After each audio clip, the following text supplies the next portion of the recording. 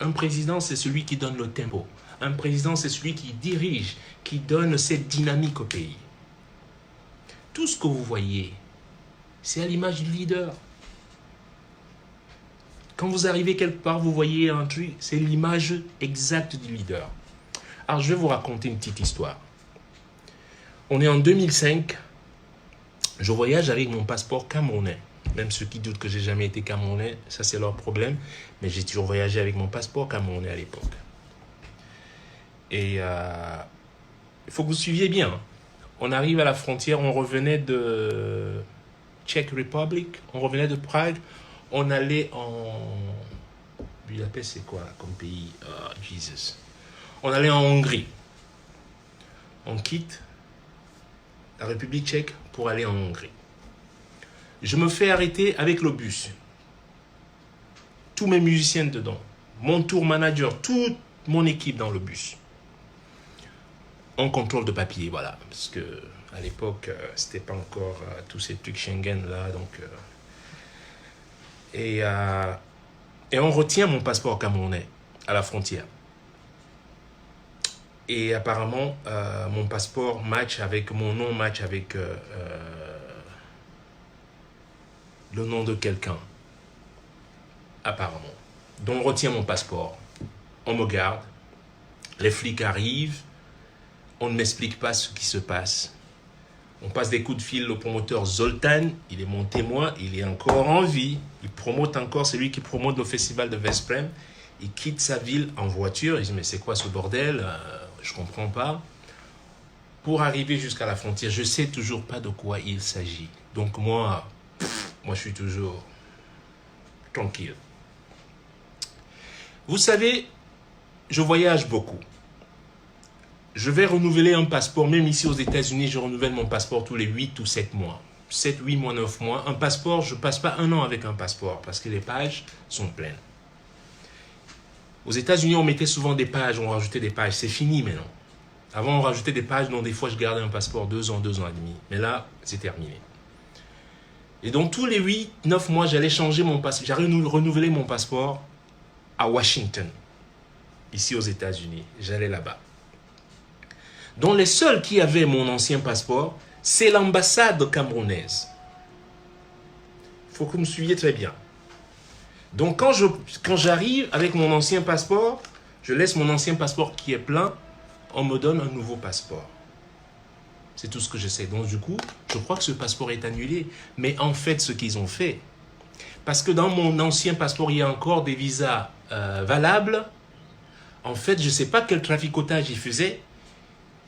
Ils le revendaient ou quoi que ce soit à des gens qu'on appelle des fémans qui voyageaient avec. Vous vous souvenez que je m'étais plaint en 2005 que quelqu'un a utilisé mon passeport. Et voici ce qui s'est passé. Alors, de l'ambassade, je ne sais pas comment, je sais pas comment ils s'arrangeaient. Mon passeport, mon ancien passeport, je le laisse. Je voyage maintenant avec mon nouveau passeport. Je me fais arrêter à la frontière Czech Republic et au moment de sortir la République tchèque. Et là, on m'arrête. On nous arrête. J'appelle Peter Allen, mon avocat à New York, tout de suite pour lui dire voici ce qui se passe. Ça a l'air sérieux. Je croyais que c'était juste un contrôle de papier. Mais non. Je fais appeler mon ambassade qui est en Autriche, à Vienne. Je crois que c'était... dont on trouve une représentation diplomatique camerounaise qui est à Vienne. On appelle, je les entends au téléphone, puisque mon road manager a le téléphone avec le haut-parleur on, pour leur expliquer que, ben, tenez, vous avez un compatriote qui est ici, M. Richard Bonnat, et on ne sait pas vraiment pourquoi, on a un concert ce soir à Budapest, et là, on est on va devoir rater le concert. Le promoteur est en train de venir pour comprendre ce qui se passe. Le promoteur est en train de faire la route pour venir. Vous savez ce que les Camerounais lui répondent? Mais si on l'a arrêté, c'est qu'il a fait quelque chose, non? Voilà. Et même si j'ai fait quelque chose, et même si j'avais fait quelque chose, ce n'est pas ainsi qu'on représente les citoyens. Même si j'avais tué quelqu'un, même si je suis un criminel, j'ai tué. Mais quand un Camerounais se retrouve quelque part, vous avez le droit, vous avez la responsabilité de l'accompagner. C'est votre devoir. Vous avez reçu mandat pour ça. C'est les gens ne connaissent, ils ne savent pas. Ils viennent toujours, hein, ouais, mais il n'est plus un Camerounais. Je suis rentré à New York, mon avocat m'a dit, you better change that passport as soon as possible. Je rentre aux États-Unis, mais j'appelle l'ambassade des États-Unis, parce que mon avocat a su ce qui se passait. Il a contacté un avocat local et tout.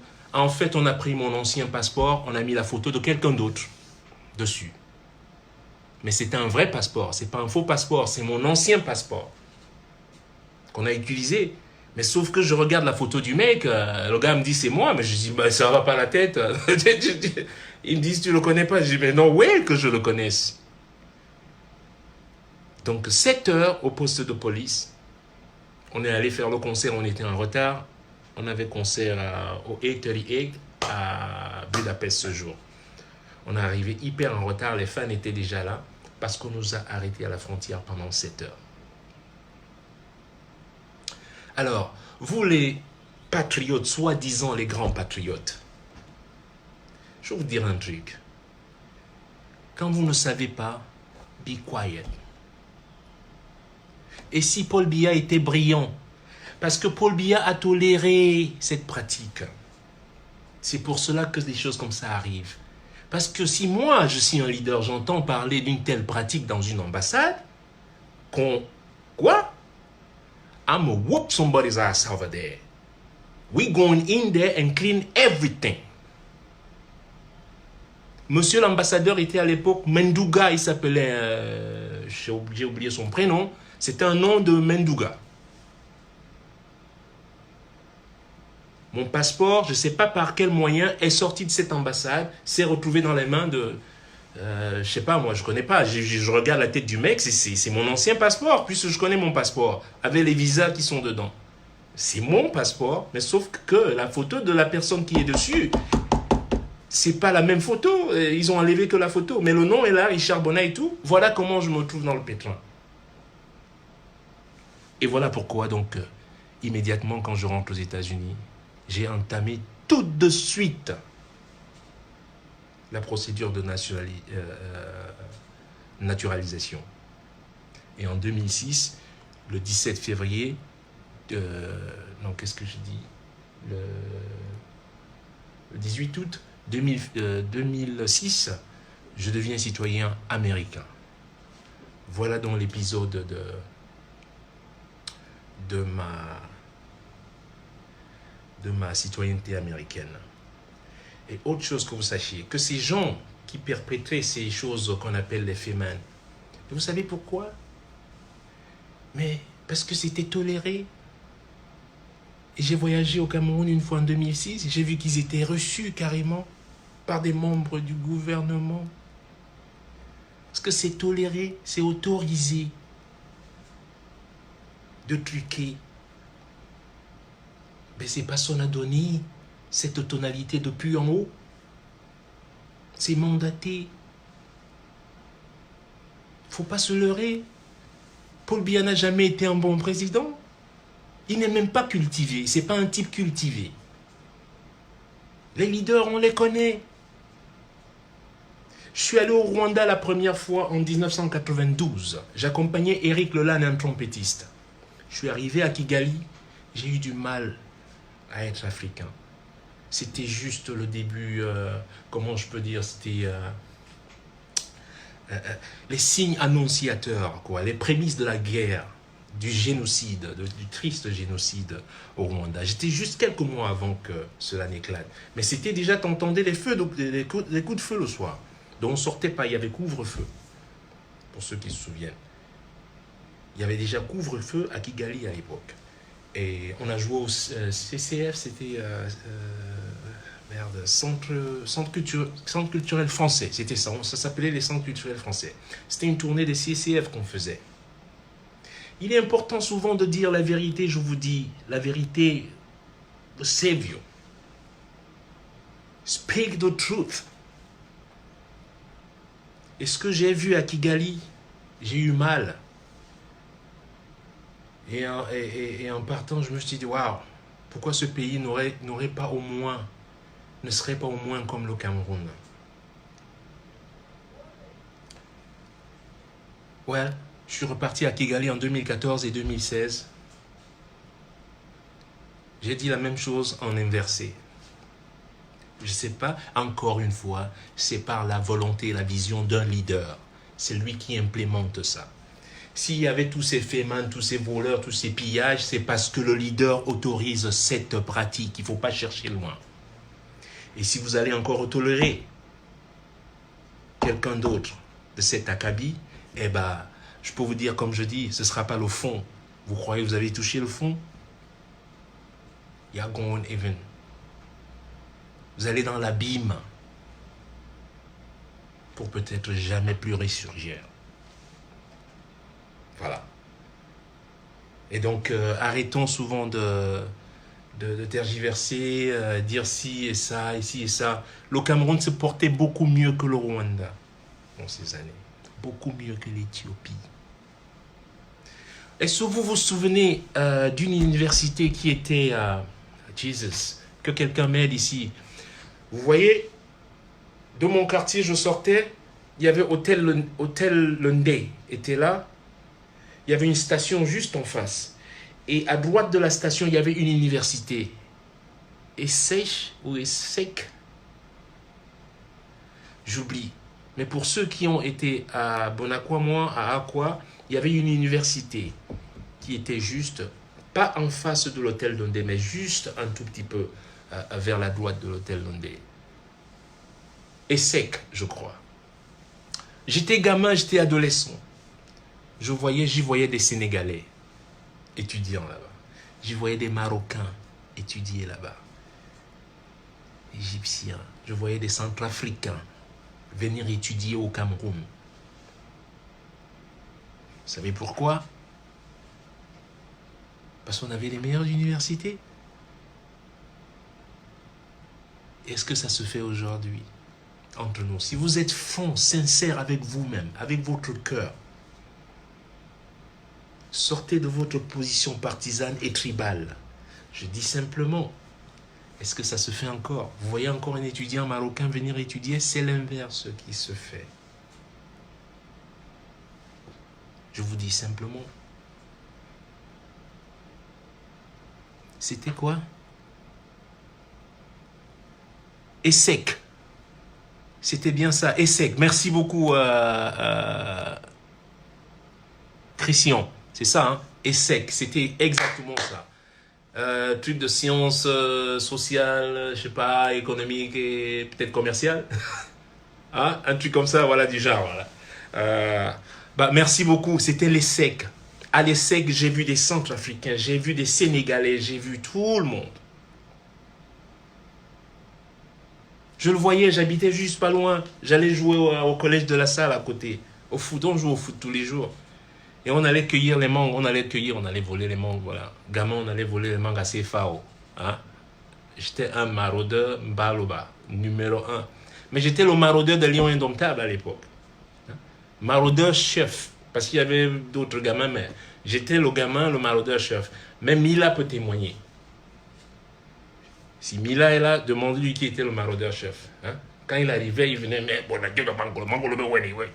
hein? Ça, c'est. J'étais le maraudeur chef. Donc, le quartier, je connaissais.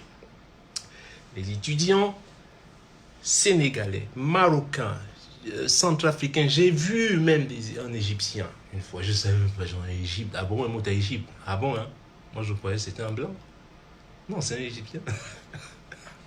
Tout le monde qui avait la peau. Donc, voilà. Mais aujourd'hui, c'est le contraire. On fuit notre pays pour aller étudier même au Tchad aujourd'hui.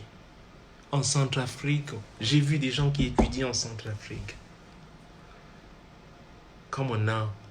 Et vous dites que tout va bien? You're fucking nut, man. You're fucking crazy. Alors je vous le dis aujourd'hui. Biya est un plouc. Que vous le sachiez, Biya c'est un plouc. C'est un villageois. Il faut dire les choses telles qu'elles sont. Il n'est même pas cultivé. Vous n'avez même pas une culture générale de base, rien. Dites-moi, alors, quand tu prétends diriger un pays bilingue, dites-moi, tu prétends diriger un pays bilingue et tu parles pas anglais, tu parles pas une des langues, comment non? Faites un effort quand même. Est-ce qu'un président français va arriver et dire blablater qui ne parle pas français? Est-ce que c'est normal? Copiez même sur vos colons, putain. Copiez même sur les colons. Copiez même sur vos juridictions traditionnelles. Est-ce qu'un chef Bamoun ne va pas parler sa langue?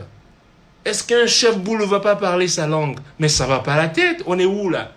Mais comment vous allez diriger les gens si vous ne parlez pas leur langue? Déjà. Et la langue étant un vecteur, on le sait bien, ça commence par la langue. Et vous vous étonnez des problèmes qu'on a avec les anglophones. Quand tu es anglophone partout où tu vas et tu vois que ta langue est... Mais alors, c'est même pas un assassinat, ils t'écrivent l'anglais comme des vaches folles. Mais toi-même, tu te dis, mais c'est pas possible. Tu vois comment ils traduisent des fois, mais c'est juste hallucinant. Mais faites un effort. Faites un effort comme tout le monde. C'est ce qu'on fait tous les jours. C'est ce que je fais ici tous les jours. I'm trying to be good, better than yesterday. Aujourd'hui, je vais être meilleur qu'hier. Et demain, je vais être meilleur qu'aujourd'hui. Et vous croyez que vous allez me rattraper?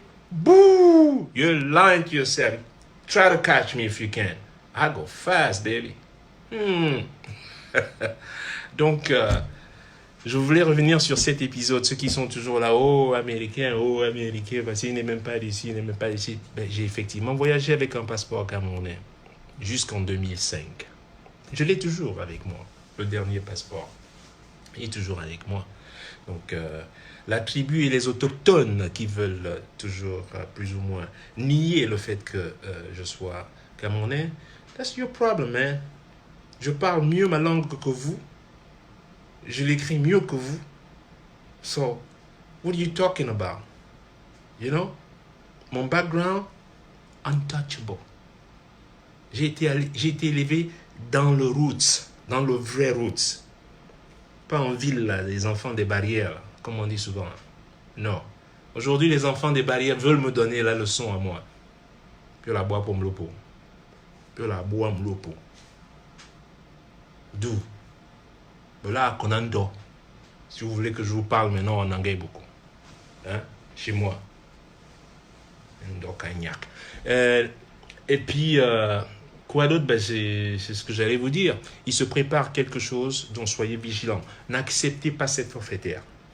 Ne l'acceptez pas. S'il faut que vous sortiez, sortez et dites non. Sortez et dites non. On ne va pas remplacer la gangrène par une autre gangrène. Non! Et si ça se fait, ce sera mon dernier mot. Moi, je ne dirai plus rien.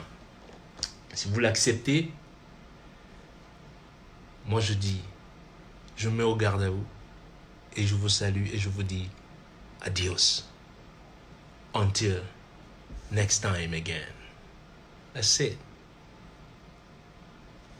Remember, I say it, if you let it go, that's your problem. You will suffer for the next 40 years to come. Ok? So, c'est tout ce que j'avais à dire. Moi, je vais reprendre mon boulot. C'est le confinement, mais confinement doesn't matter, man. Get it. Ok?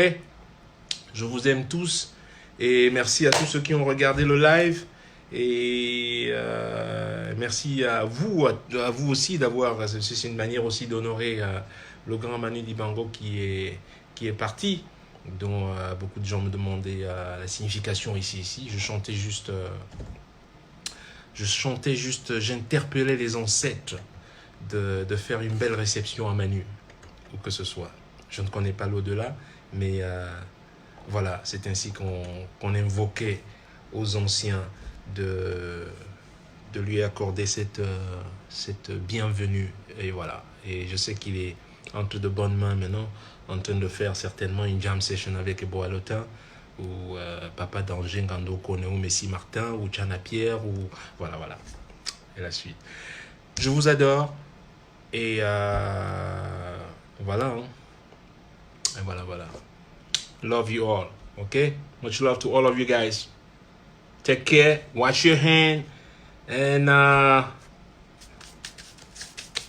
ok? Avec du savon, là, moi je le fais tout le temps aussi.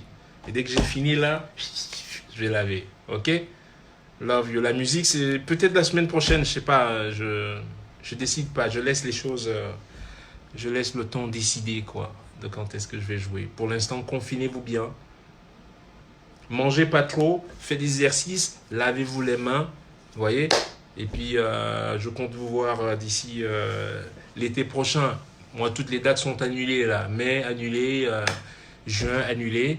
Et pour l'instant, on espère que juillet ne sera pas annulé, parce que j'ai pas mal de dates en juillet. Et ben, si juillet est annulé, ce serait pratiquement l'année qui est... Faut plus qu'attendre le fall en novembre. Donc, en espérant que... Voilà, hein, que vous allez m'envoyer tous des chèques chacun de 3 millions de dollars, là, que je puisse manger un peu l'ondolé, là. Ok? Allez. Allez. Bisous, bye bye à tous.